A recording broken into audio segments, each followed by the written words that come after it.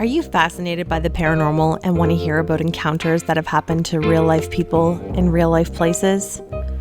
Do you need a drink to calm those nerves after hearing some scary stories? You're listening to Booze and Bourbon. Well, we invite you to grab a drink, whether it's a coffee or something with a little bit more spirit in it.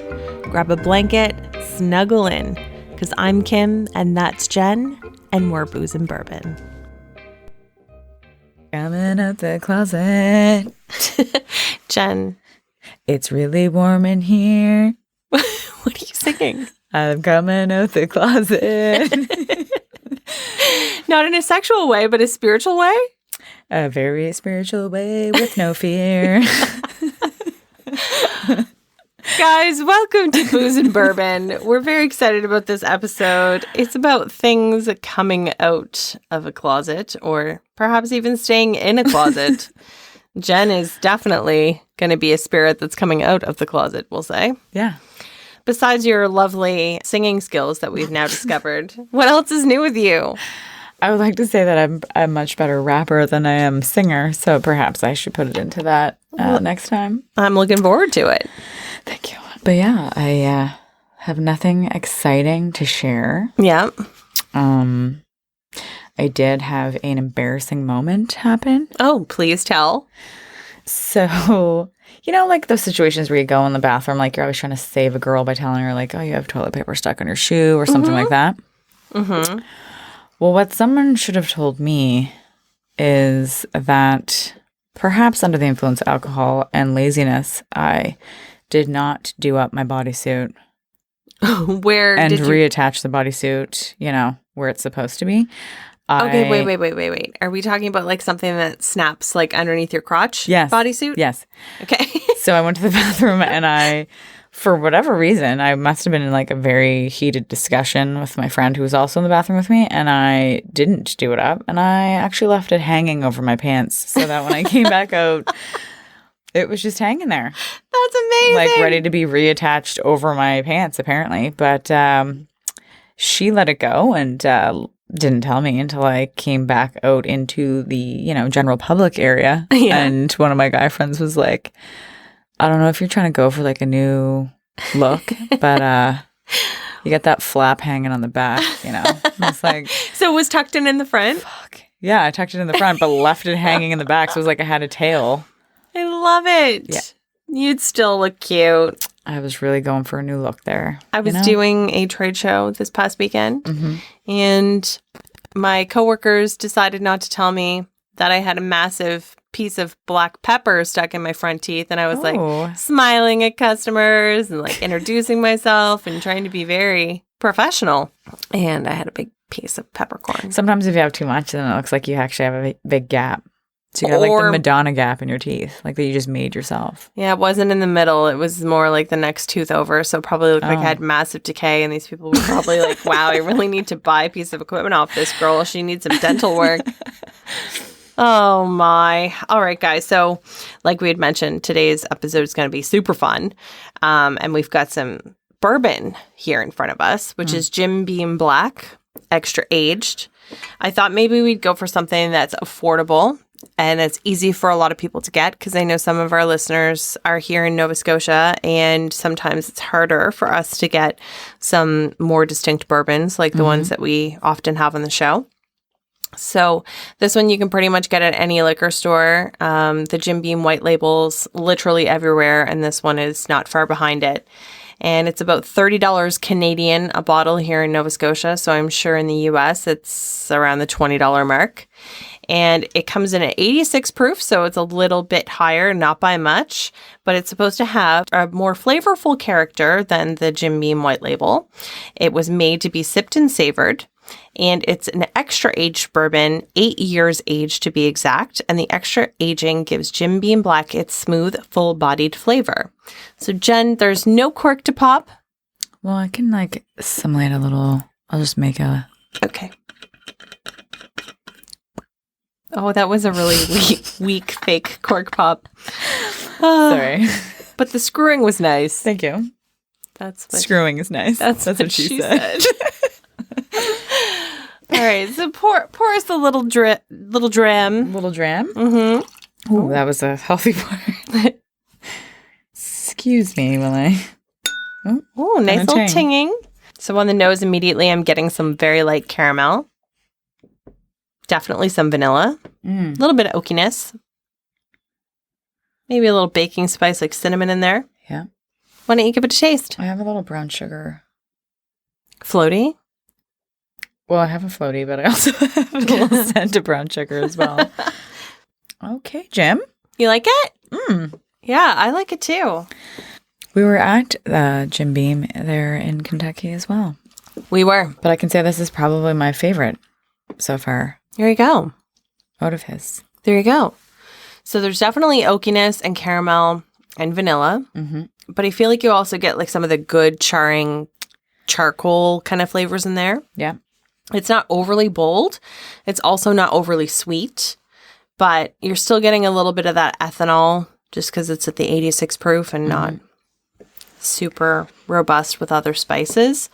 And the finish, I feel, I don't know, I'm kind of like in between like a short and medium there, but you get some good tingles around your mouth. You do. And it's not like for those that are, it's new to bourbon, I guess, it's not giving like that burn in the bourbon pocket. It's like very warm on the way down. Yeah, it's not a super burn. No. I feel like it's a really good one to have on your shelf, given the price point. I think it's a really good bourbon.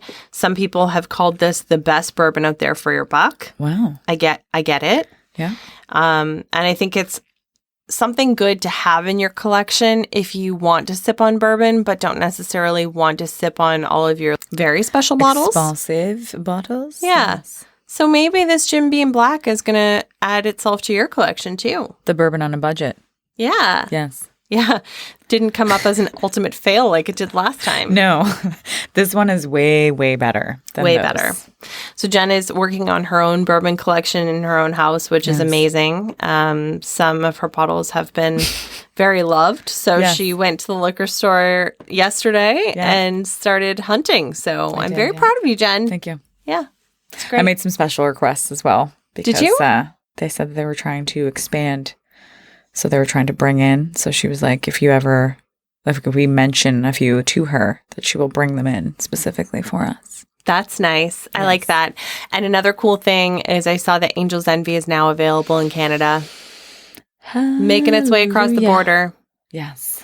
And I have also spoken with our liquor store here in Nova Scotia, NSLC, and told them that I'm not happy with the bourbon collection that they have right now. I liked your response, actually. It was very stern and to the point. It wasn't too bitchy, though. No, but it was to the point. Like, I was like, get your hey, shit together and get some better bourbon in here. Bring some good bourbon, and I will hashtag NSLC all day. All day. All day. I might even get an Angel's Envy tattoo. Whoa. I would like to see that. I'm going to get some angel wings. Maybe we should both get that. Right on the old hips, so that when I do pass away, I have wings to fly. I like it. So now that we've rambled on for long enough about bourbon, and we've got warm bourbon pockets, Very. It's time for Would You Rather. Would you rather? First, I'm going to explain this a little bit. You used to play the game, like spin the bottle. Mm-hmm. Did you do the one that's 3 minutes in the closet? Some people play it differently, 5 minutes in the closet, whatever. So we're going to stick with that. Would you rather have to spend 3 minutes in the closet with a hand-picked, not by yourself, maybe by me, demon? Oh, wow. Okay. From a movie of choice or one that I just made up? Mm-hmm. Or would you rather play spin the bottle with all of the most well-known serial killers of all time? Oh, wow. And is it just like spin the bottle and kiss and then that's it? Yes, that's it. Okay. You could get lucky and get a hot one because there's a couple hot serial killers out there, as we know. Yeah. But you could also be in the closet with a demon who could appear to be really attractive. I feel like demons are like stage 5 clingers. And yes. Once you have them, you like can't get away from them. So I'm going to go with the serial killer and just like kiss him and that's it. Okay. All right. All right, Jen. You're in a dark, dark, dark room. Okay. Trying to go to bed. Mm-hmm. You notice that your closet door is slightly open. Would you rather have a creeper that's like diddling himself to you going to sleep, or an old lady hag come out of your closet that just wants to breathe her monstrosity of like green breath on you while you're sleeping?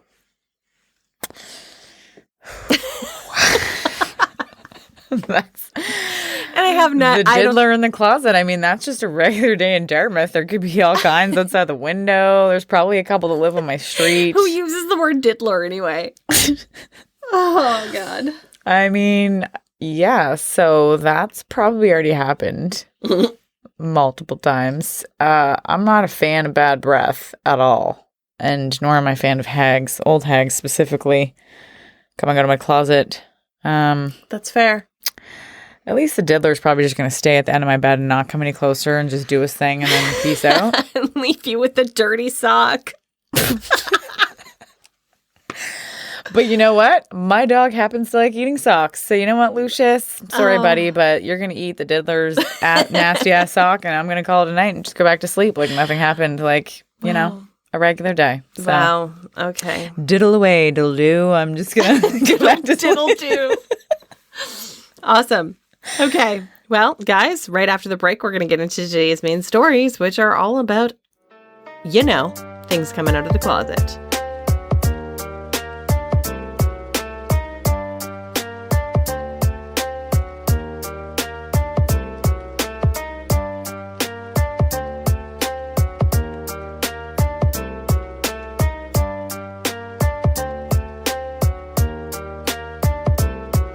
Welcome back.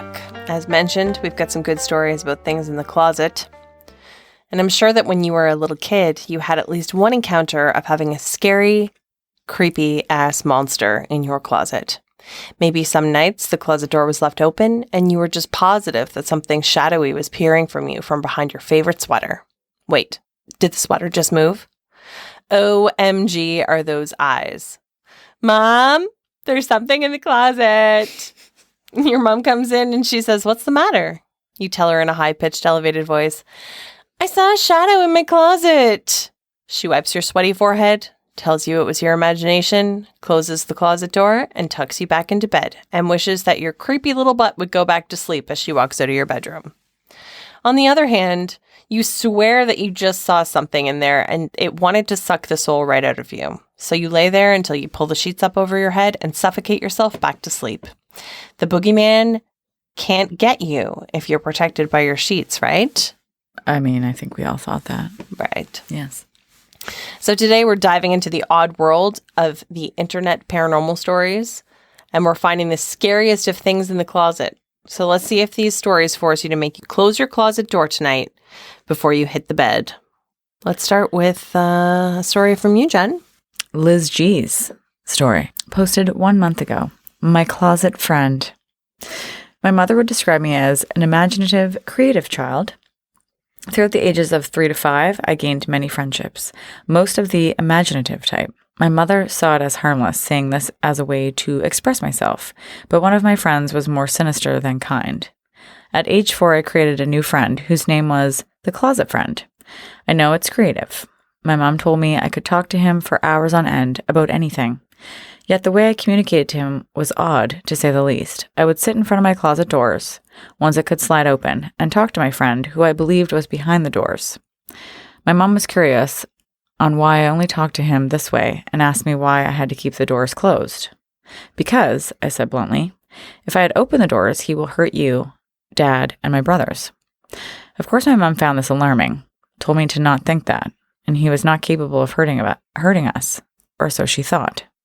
Later that month, at 2:30 a.m., my mother woke up and heard someone laughing. Half asleep, she brushed it off as one of her kids goofing off and told herself that she would intervene if they kept laughing. Only a couple minutes later, she heard the laughter again, but this time it was more clear, more distinctive. It was a low growl of a laughter emanating from my room. She quickly got up and ran over to it. She looked in and saw me curled up in a ball, crying, and the echoes of laughter sounding from my closet. She sprinted over to my 4-year-old self and asked me what happened. He wouldn't stop laughing, I whimpered. I went over to tell him to stop, but the closet friend opened the door and bit me. I proceeded to show her my left forearm, where a large bite mark lay. Freshly made. She screamed for my father, telling him to get whatever was in my closet out. He came running over with a bat from my brother's room. When he opened the door, nothing was in there, and my closet friend disappeared after that one night. I still live in the same house where this happened. I still get extremely anxious when I get close to the closet, but nothing out of the ordinary has happened since that night. Oh, dear God. Well, shit, y'all. I just want to say I got a bat in my bedroom, and now that I know that it helps get the shit out of your closet, it's going to stay there. So, do you have a bat in your bedroom because you live in Dartmouth? That also may be part of it, but now that I know it helps with closet things, I'm just going to keep it there. Just don't be fucking around with my wardrobe. I mean, like, well, I don't know what you're doing in there, but just don't touch my clothes, and we're good. I still remember walking into your bedroom and seeing that bat next to your bed, and I'm like, what the hell is this for? Either you got a lot of stuff coming out of your closet, or you just, may have a little anxiety. Yes. All right. So this next story is by CJ, posted 1 month ago. It lived in the closet. This happened when I was about 7 or 8 years old. About 8 years ago, my family lived in a house that a girl, Ophelia, was killed in. She was killed in our toy room. My parents knew that the house was haunted, but they didn't want us to get scared. My brother had a sleepover in his room. It was just me, my brother, and sister. My sister is older than me by 10 months, and my brother is younger by a year. My brother slept in his bed, and so did my sister. I slept on the floor. We fell asleep for a few hours. We had the closet light on because something felt off. Around 3 a.m, I woke up suddenly, and I was only able to move my arms. After a few moments, I was able to move everything. I tried to fall back asleep, but I couldn't. After a few minutes, red eyes flew above my face and stopped right over my eyes. They just stared at me. I was so scared. I covered my head with the blanket I was using. Just after that, a steering wheel used with video games fell off a red locker that was holding my brother's clothes. I moved my head right before it hit the ground. My brother and sister got up after all the noise and blamed me for it. I tried to explain that it was not me. We moved to our new house that 2012. We still have paranormal activity happening there. Later, the neighbor that lived across the street at our old house told us that her daughter would talk to someone at night. It would even scare her sometimes. She installed a motion detector in her daughter's room. Nothing happened on the first night, but during the day, it went off while her daughter was in the living room with her. She asked her daughter who she was talking to. Her daughter said, "I don't know its name, but it has red eyes."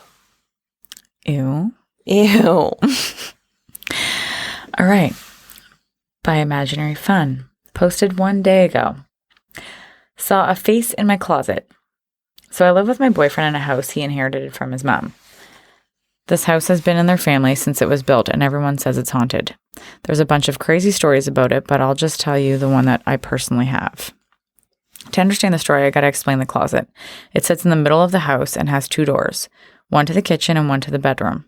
We have it blocked by a dresser in the bedroom because it's just that creepy. But in the kitchen, the door doesn't latch, so it's usually open just a crack. So I'm walking past the closet with it cracked open to let the dogs out the back door, and yeah, I see a fucking face in there. I didn't even process it until I was already past it. It was just a split-second glance into the dark closet as I walked by, but I very clearly saw what looked like one of those blank white masks with the small eye and mouth holes. Ooh. Yeah. It looked like it was just floating in there and was like a foot taller than me, and I'm about 5'2". Yeah, so I was understandably freaked out, but thought it was probably just something that was in there that I mistook for a face. I ran past it and went and told my boyfriend, who came with me to check it out. We searched it and reenacted how I walked past it to see if I could have been my eyes playing trick on me or something, but didn't find anything even close to what I saw. I tried to forget it, but when we went into the bedroom, our dog Honey started staring at the door to the closet that we have in there. We just joked about it, but then she started whining and growling and trying to jump up onto the door, scratching at it and acting really weird. That obviously shut us up and scared the shit out of me. She kept it up for like 20 minutes, and my other dog, Jackie, was whining too, running from the door in the bathroom to the door in the kitchen. After a while, they calmed down, but kept their guard up and didn't stop staring at the closet till they fell asleep. Best part is my boyfriend had to leave for work at 3:30 a.m. that night and left me alone with the so-called closet demon. I heard a bump or two coming from it at night. Other than that, nothing else had happened. Everyone in the family that stayed there has said that the closet is haunted and that all the creepy shit that happens in the house comes from that closet. After that, we got a latch to make sure that it stays closed. And closed it shall stay. Yeah, no shit. Wow. Don't like it. Don't like it at all. I am one that, like, if the closet door is open at night, I need to close it before I go to sleep. Yeah, you know what? I do that too. Yeah. I don't like it. No. It's just like one of those ingrained things But from if when you you're a had that child. in your house, I would just like, come on now, let's do a little like demo here and just close it off altogether. Right. All right. So this is by Wild Pooper. I love a good wild pooper. That's so exciting. This was posted 6 days ago. My father has seen the ghost that both me and my sister were terrified of our whole childhood. English is not my first language, so there might be some errors. So ever since I was little, about 5 or 6 years old, I had these nightmares about a short lady with no face that looked like she had a black head cover. Like a nun, sort of, or like old Slavic ladies used to wear. She came from the mirror by the entrance door right next to my childhood room. She would always somehow try to get my sister, but she never touched me, and she would never get to my sister if I was there. In the beginning, I was the only one seeing her in my dreams, and I could feel her in the hallway where the mirror is. I was absolutely terrified of going to the bathroom at night and all the mirrors in the house. But my parents wrote it off to imagination for the longest time and were very annoyed with my irrational panic of being in the hallway or walking by mirrors. This went on for a long time. I would have a nightmare, wake up, see her in my room. I later rationalized it by saying I probably wasn't fully awake, and being too scared to fall asleep, I would completely hide under the covers and wait for the morning. I became less scared as I grew, and when I would have a nightmare and see her looking at me, I would just turn and go back to sleep. When I was about 10 to 11, and my sister was about 6 to 7 years old, she started having the same nightmares and started seeing the lady standing by the bed or looking at her from the hallway. We shared a room and her bed faced the door while mine was by the wall where the door is, so I couldn't see outside. Anyway, this led to us sleeping with the door closed, never going to the bathroom at night alone, not looking at mirrors in the dark, not having any mirrors in our own room, even taking the TV out of our room because it was reflective when it was off. And just overall, we were terrified of the hallway. P.S. I've done that. I've taken the TV out of my room because when I'm like by myself and if like Ryan's away or anything, I don't like being able to have a reflection on the bed. As my sister started seeing her, I pretty much stopped, and I had maybe 4 or 5 of those nightmares since I was about 11, and I'm 21 now. But I still felt uneasy in the hallway and around the mirrors at night. I still feel the same to this day. My sister doesn't remember having any recent nightmares, but often talks in her sleep and is always saying things like, "Please don't touch me, leave me alone, and stop looking at me." She never remembers having dreams where she said those things. It used to freak me out, but I got used to hearing it after a while, so I just ignored it. Also, when we'd leave the apartment, we would always close our door to keep the warmth in, and the door would be open every time we came home, even when nobody was home. We would sometimes find the door open in the morning when we woke up, even though we closed it every night. After some time, my sister and I started joking about the ghost lady being lonely and wanting to hang out with us, and we stopped being so scared of encountering her again. We pretty much forgot about her for some time now, as I'm living here part of the year and part of the year out of the country with my boyfriend, so we didn't discuss her much, and we haven't seen her in a while. But 2 days ago, my father woke us up at 6 a.m. asking what the ghost we saw as kids looked like. We told him about the darkness in the face and about the head cover, but never mentioned her height. He pointed out exactly how tall she was and said he had seen her by his side of the bed, just staring, and after a few seconds, she vanished. Of course, my sister and I were a little spooked, but also excited because he finally believed that our fears weren't irrational, and we got some reassurance that we weren't just dreaming it. We told him that she never touched us and she just stares, and if it bothers him to just close the door and turn away from the mirror in his room. My parents have a huge mirror on their closet facing the left side of the bed. He said we should just break the mirror and get rid of it. I said to leave it and maybe put some holy water on it, but he said no, he'll just toss it out. Then last night he woke us up with screams. And when he calmed down, he said he felt like someone climbed on the side of the bed and pushed down on the side of his legs. When he woke up, he saw something on top of him. And when he screamed, the shadow and the pressure disappeared. He was never religious, but he washed his face with holy water this morning. He prayed and wants to get rid of the mirror that I had been saying is the lady's home when I was little. I am afraid that she came for him because he threatened to get rid of the mirror. Also, I'm worried if he breaks the mirror, she'll become angry and might somehow hurt us. Has anyone had a similar experience? Jesus. It makes me question all the mirrors in my house that I kept from the old people. I know, we've been saying this for a long time, Jen. You got to get rid of those mirrors. And yet they're still there. They're my best selfie mirrors. Oh my God. Which Selfie I will say. Ghosts. Selfie ghosts. I know, but in all honesty, when I take a picture, I'm hoping that if I take a picture in the mirror, that I would actually get something. You know? Maybe. Perhaps. If not, I'm just going to fuck myself up because I'm just actually going to get something in it sometime and then be like, fuck, I should have just took the mirror. So like we said a long time ago. I don't know why I haven't thought of this sooner, but I have a really, really, really, really, really creepy story about somebody that I grew up with. We were kids and I'm not going to say names or anything, but when she was younger, preteen-ish, she was getting baptized. And her family was quite religious. And she told me that, where her room was, there was, if she was laying down in bed, she would look across the hallway, and in the hallway there was a guest bedroom. And directly across from her would be a mirror standing up in the guest bedroom. And the night before she got baptized, she woke up and looked at herself in the mirror, which was, I don't know, maybe 15, 20 feet away. She saw a shadow of a demon crouching over her bed with glowing red eyes. And she ran down to get her mom, and her mom was like, this is totally a figment of your imagination. And she swears that it was something trying to get her before she was actually baptized. I mean, that would make sense. It's scared. That was that probably is also very scary. The first scary story I really that really hit home. That was really holy God. That's probably why I don't necessarily like the horror movies that deal with religion and demons and all that stuff. You love it. I do. But I probably don't like it because of that story that she told me when we were young. Yeah. I could see that. I could see that. Yeah. Not cool. I just liked all the fucked up shit. I was just that kid. Yeah, I know.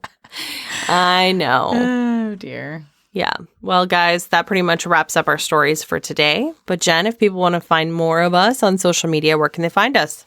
We are on Instagram, Booze and Bourbon. We are on Facebook, Booze and Bourbon, the podcast. We are also on YouTube. You can find us on any place that has the lovely podcasts. We would also very much enjoy you sending us stories, and we would also enjoy you sending us would you rather questions, because those are always enjoyable. Yep. The more offside, the better, I think. Absolutely. Love would you rather questions. Yes. So you can email us at boozeandbourbon@gmail.com. We've got some really great guests coming up in the next few episodes coming. So they're mostly personalities from the ABV Network. So if you guys aren't familiar with the other shows that ABV Network does, there's a lot of really great bourbon content on there. I do love the Bourbon Daily. I love a lot of the shows that are on there. So if you guys want to go check out some fun, not too hoity-toity bourbon talk, then definitely check out everything that the ABV Network has. And also, if you want to find out about the episodes that Jen and I have coming out in the future, go on to patreon.com and become a patron. The tiers are $5 and $10. Some you can even get a birthday card, and some you can even pick out a topic, or you can even come on the show. So make sure you check that out, and we will have a brand new episode for you guys next Friday. Definitely hope you enjoyed that one. I know that tonight I will be sleeping with my closet door closed, like always. Yeah, now I have a weird situation because I have 2 closets in my bedroom and a mirror that I shouldn't have in there, so... That's a lot. But all right, I still have the bat beside my bed, so... Exactly. I'm going to challenge you, though. Oh, okay. You want me to sleep with my closet door open? No. I'm going to challenge you to take the mirror off the wall Okay. and look at the back of it and see if there's any hidden messages on the back of it. Fuck. I want to know more. All right, fine. So Jenna, let us know next week. It's way better than leaving the closet door open, so I'll do that. Bye, guys. Thank you. Thanks. Booze and Bourbon is part of the ABV network. For more information or to advertise on the show, please head over to abvnetwork.com. Thanks for listening, and cheers. This has been a Steve Akeley production.